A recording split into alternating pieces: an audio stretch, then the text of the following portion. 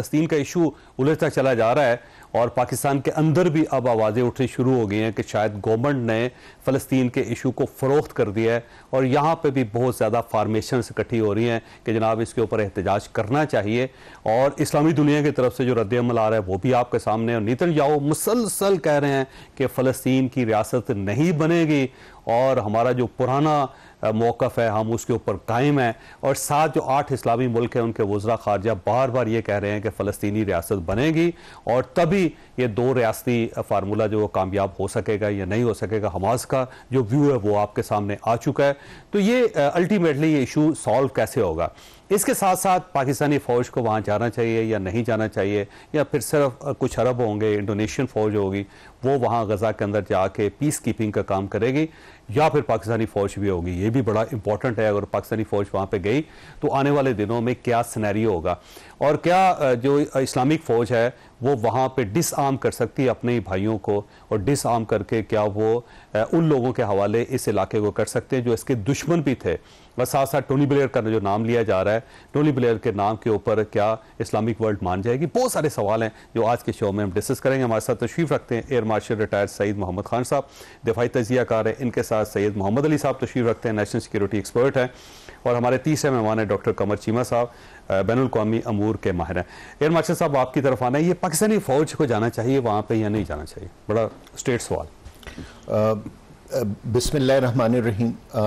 सबसे पहले तो जावेद चौधरी साहब आपका शुक्रिया कि आपने इतने इम्पोर्टेंट मौजू के ऊपर मुझे आज इनवाइट किया। सिंपल सा जवाब, ज़रूर जाना चाहिए। जरूर जाना चाहिए, ठीक।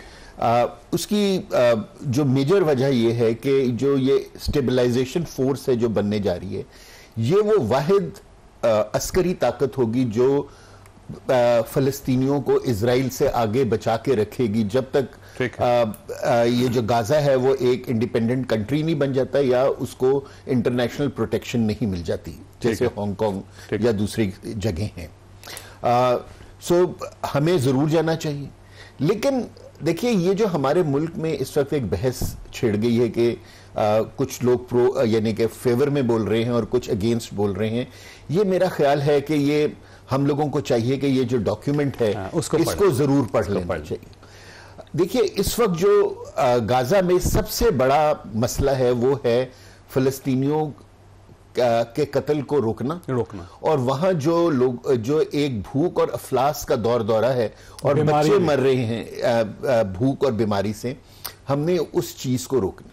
अगर देखिए, दुनिया में हमेशा लोग अपने एजेंडे को इंप्लीमेंट करते हैं ताकत के जरिए, ठीक है। 2 साल से जंग हो रही है, क्या मुस्लिम दुनिया ने ताकत के जरिए इजराइल को रोक लिया? नहीं रोका। क्या जो दुनिया के इंटरनेशनल बॉडीज हैं जो कि इंटरनेशनल लॉ को देखती हैं या ह्यूमन राइट्स की सेफगार्ड होने को देखती हैं, क्या उन्होंने like United Nations, ICJ, ICC, क्या उधर से जो रेजोल्यूशंस पास हुए या जो इजराइल को बुरा कहा गया, क्या वो इजराइल को रोक सके? नहीं रोक सके। क्या बच्चों को वहां भूख और अफलास से मरने से हम रोक सके? नहीं रोक सके। तो जब हम नहीं रोक सके तो एटलीस्ट ये एक पीस प्लान है जो हमें ये एक ख्वाब दिखलाता है कि शायद कि उस इलाके में फिर दोबारा एक पीस आ जाए। सो मेरे ख्याल में कि जो लोग इतराज कर रहे हैं वो भी गलत कर रहे हैं, लेकिन जो इसके ऊपर खुश हो रहे हैं उनको भी सोचना चाहिए। वो इसलिए सोचना चाहिए कि इसमें 2-3 चीजें ऐसी हैं जिनके बारे में हमें बहुत कॉशियस होना चाहिए। और इससे पहले कि मैंने आपको बड़े आराम से कह दिया कि हमारी फौज को जाना चाहिए, लेकिन इन चीजों के ऊपर जरा क्लैरिटी हमारी गवर्नमेंट को जरूर लेनी चाहिए। जो पहली चीज है वो ये है कि अगर आप ये पूरा डॉक्यूमेंट पढ़ें तो ये लगता है कि अमेरिका ने नहीं, इजराइल ने ये प्लान पेश किया, क्योंकि इसमें हर जगह ये लिखा है कि जी कि अगर हमास ने ये नहीं किया तो ये हो जाएगा, ठीक। अगर हमास ने ये नहीं किया तो हम इजराइल को दोबारा उसके ऊपर छोड़ देंगे, ठीक है ना। लेकिन कहीं ये नहीं लिखा हुआ कि अगर इजराइल ने अपने जो सारे वादे वईद है जो उससे एक्सपेक्टेड है, अगर वो पूरे नहीं किए तो दुनिया उसके खिलाफ क्या करेगी? क्या दुनिया उसको यूनाइटेड नेशन से निकाल क्लीन चिट दे दी है नेतन्याहू को, ठीक है जी, हम इनको रोक लेते हैं, आप मौज करें जी, यही हो सकता है ना जी सारा। सैयद मोहम्मद अली साहब, मैं उनकी तरफ जाता हूं, ये फरमाइएगा कि ये 20 निकाती जो फार्मूला है इसके अंदर खराबी क्या है जी? वैसे देखिए, मैं समझता हूं कि पहले तो मुस्बत बात को मैं क्विकली रिकॉग्नाइज करूं कि बिटवीन आज़ादी एंड ज़िंदा रहने के हक को अगर देखा जाए तो ये एक उम्मीद प्रोवाइड करती है फ़लस्तीनियों को कि वो अपनी ज़िंदगियों को बहाल कर सकते हैं, उनको खाना पीना, रिलीफ, रिकंस्ट्रक्शन, इलाज की तरफ जा सकते हैं। और ये भी इसमें इम्कान मौजूद है कि इसराइल की जहरियत को बंद किया जाएगा, आर्टिलरी एयर अटैक्स वगैरह बंद किए जाएंगे और फौजकुशी जो है वो ख़त्म होगी। तो ये यहाँ तक है। अच्छा, इसका ये मतलब नहीं है कि ये फ़लस्तीन का कोई देरपा और फाइनल हल भी है इसमें, या वो फौरी तौर पे हो जाएगा। और दूसरी बात यह है कि इसमें ये कोई दो पार्टीज़ के दरमियान नहीं है, इसमें जिस तरह 8 जो अहम तरीन अरब और मुस्लिम मुल्क है वो भी कंसल्टेटिव प्रोसेस में शामिल हैं। बिल्कुल। और दूसरी बात यह कि कुछ चीज़ों पे पाबंद इसराइल को भी किया गया है, अगरचे ये बिल्कुल इक्वल लेवल पे नहीं है, ये मैं रिकॉग्नाइज कर रहा हूँ। बॉटम लाइन इसकी यही है कि यूँ लगता है कि फ़लस्तीनी अवाम को ये अपॉर्चुनिटी दी गई है कि वो अगर अपनी नॉर्मल ज़िंदगियां बहाल करना चाहते हैं तो वो हमास के सियासी और फौजी मुस्तकबिल से दस्तबरदार हो जाएं। ये बुनियादी कमिटमेंट उनसे मांगी गई है। अब इसमें जो रोल है, जो एयर मार्शल साहब ने भी कहा, वो बड़ा इंपॉर्टेंट ये है कि ये 8 ममालिक जो है मुस्लिम और अरब, अगर इनकी पीस कीपिंग फौज वहाँ पे तैनात होती है या जो इंटरिम टेक्नोक्रेट की गवर्नमेंट आती है, उसका मैंडेट क्या है वो ज़्यादा इंपॉर्टेंट है। फौज तैनात करना is an important step, लेकिन उसके रूल्स ऑफ एंगेजमेंट क्या होंगे, उसका बजट कहां से आएगा, उसकी कमान किसके पास होगी, क्या वो अक़वाम मुत्तहिदा के अंडर काम करेगी, और अगर सिक्योरिटी काउंसिल को वो जवाबदेह होगी तो सिक्योरिटी काउंसिल में तो अमेरिका बैठा हुआ है जो वीटो कर दिया करेगा हर इसराइल की करारदाद, उसके जंगी इक़दाम 40 से ज्यादा दफा तारीख में वीटो का हक अमेरिका ने इस्तेमाल किया है इसराइल के दिफा में। तो फिर हमारे पास इराक का, अफगानिस्तान के तक तजुर्बात मौजूद हैं कि अक़वाम मुत्तहिदा किस हद तक ताकत के और जारियत के इस्तेमाल को रोकने में कामयाब हुई है। तो मैं समझता हूं कि अगर मुस्लिम फौज एक बनती है जो कि इसराइल के खिलाफ एक इंक्लूसिव इंटरनेशनल डिटरेंस का रोल प्ले करती है, उसके मजीद जारहाना अजाइम का सद्देबाब करती है, तो ये एक पॉजिटिव चीज है। लेकिन इसकी जो टेक्निकलिटीज और स्पेसिफिक मामलात हैं, rules of engagement, command structure, budget, वो किसको आंसरेबल होंगे, अगर उनके ऊपर हमला होगा तो क्या वो जवाबी कार्रवाई की उनके पास इख्तियार होगा, या वो सिर्फ हमास के ऊपर ओवरसाइट देंगे कि वो इसराइल और अमेरिका की तवक्कुआत के मुताबिक उनका गुड बिहेवियर इंश्योर करें। और चूंकि इसमें बहुत इंपॉर्टेंट चीज डिसआर्मामेंट ऑफ हमास की बात की गई, हमास का जिक्र है, इसराइल का जिक्र नहीं है। हाँ जी, कि इसराइल से भी हथियार लिए जाएंगे। डॉक्टर कमर शिवा साहब ये फरमाइए सर, ये सवाल वैसे बड़ा बनता है, वैलिड है, और एयर मार्शल साहब ने भी पूछा है, मोहम्मद अली साहब ने भी, और पूरा पाकिस्तान बल्कि पूछा है, पूरी आलमी जो आलमी इस्लाम है वो ये सवाल पूछ रहा है कि आपने हमास से तो हथियार ले लिया सारे के सारे, उनके मिलिटेंट्स जो उनको भी वहां से निकाल दिया और वो मुख्तलिफ मुल्कों के अंदर डिस्पर्स हो गए और मुख्तलिफ मुल्कों ने उनको अपने पास रख लिया जैसे कभी तालिबान रखे जाते थे। तो अब अगर इसराइल जो है वो अगर इन्विजन अपनी जारी रखता है, वो फलस्तीनी रियासत को तस्लीम नहीं करता, वो रोज टैंक लेके वहां पे आ जाता है, तो उनको कौन रोकेगा?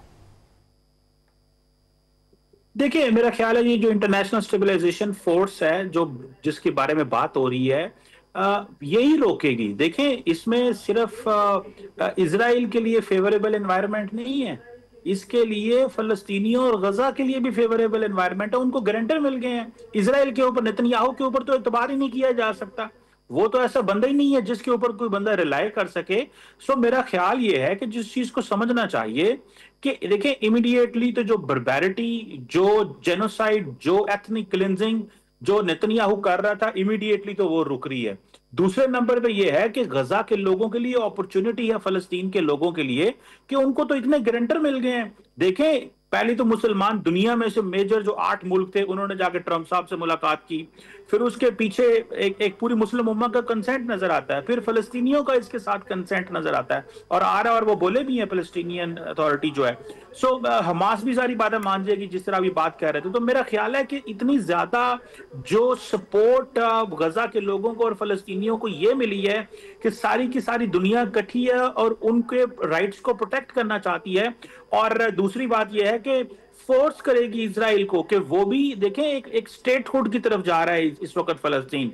जैसे ही ये सीज फायर होगा, बाकी स्टेप फॉलो होंगे तो एक स्टेटहुड की तरफ जाएगा। और अगर आपने जो बात की कि इजरायली फोर्सेस जो है वो स्टेप बाय स्टेप गजा से बाहर निकल रही हैं, एक आपने मैप देखा होगा जो आया है कि जिसमें फॉर एग्जांपल अगर इजरायली फोर्सेस इस वक्त बिल्कुल अंदर हैं गजा के अंदर, तो स्टेप बाय स्टेप जैसे सिचुएशन डेवलप होगी वो पीछे जाएंगे और फिर एक बाहर जाके अपना गजा के ऊपर एक बफर जोन क्रिएट करेंगे। तो मैं समझता हूं कि ये एक इंपॉर्टेंट डेवलपमेंट इस सेंस में है कि गो के इसमें यूएन सिक्योरिटी काउंसिल या यूएन की गारंटीज नहीं है, लेकिन इतने ज्यादा मुसलमान ममालिक, अमेरिका खुद उनकी गारंटी। और दूसरी बात ये भी है, देखें डोनाल्ड ट्रंप जो हैं वो इसके बहुत बड़े प्रोपोनेंट हैं और नेतन्याहू भी डरता है डोनाल्ड ट्रंप से कि अगर मैंने अमेरिका के अंदर इसकी सपोर्ट छोड़ दी और इसकी जो मुझे सपोर्ट आ रही है मैंने छोड़ दी तो मेरे साथ क्या होगा। सो मेरा ख्याल है अंडर प्रेशर नेतन्याहू, वो नेतन्याहू जो ये कहता था कि मैंने तो सारे का सारा गज़ा पे कंट्रोल करना है, मैंने कब्जा करना है, और अमेरिका खुद ये बातें किया करता था, उन सबको पीछे हटना पड़ा है। तो मेरा ख्याल है ये सारी की सारी जो स्पेस मिली है या जो डिप्लोमेटिक विक्ट्री हुई है ये गज़ा के लोगों की है, ये मुसलमानों की, और इसमें पाकिस्तान का बड़ा किरदार है।